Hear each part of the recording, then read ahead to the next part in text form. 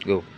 Good morning everyone. This is the demo of development of automated washing and drying fruit and crop.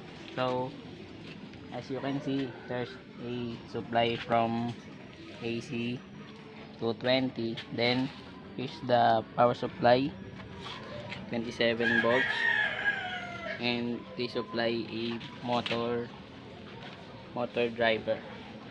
Here's a motor driver connect in this motor, DC motor. So we can start here in the washing. In the motor driver's speed control, there is a counterclockwise and clockwise, and we use a counterclockwise to move the fruits and or crops.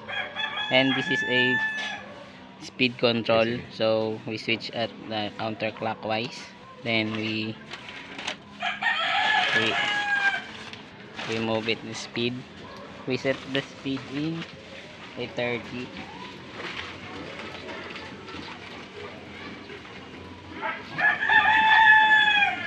So there's no water in here. Tapos bubuksan.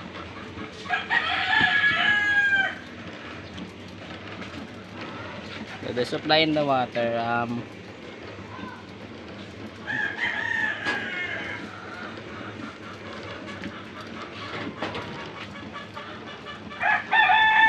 the source of the water is from the running water in the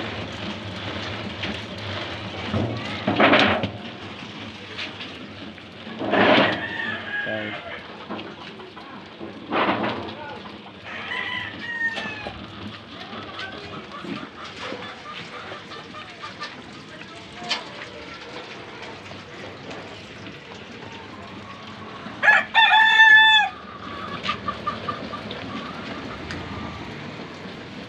Gilaglagan mo. Ay, meron na pala na. Nakarangan ng isang Yan.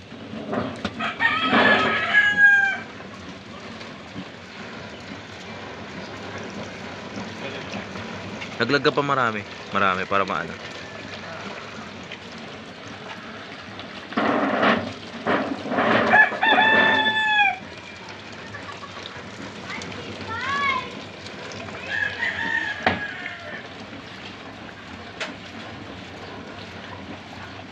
Tapos after the washing, we go the crops in the drying. So the drying system start in the power supply. So the voltage of the power supply is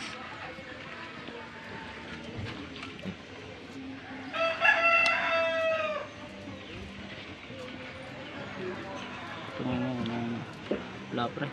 Poste mo lang. 14 volts.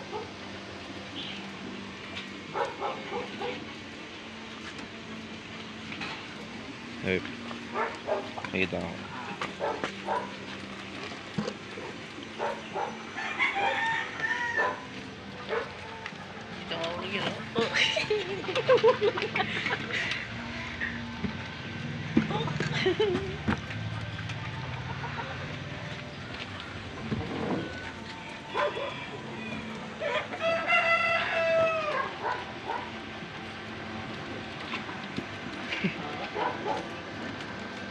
Naging po ngayon doon. Good na yun.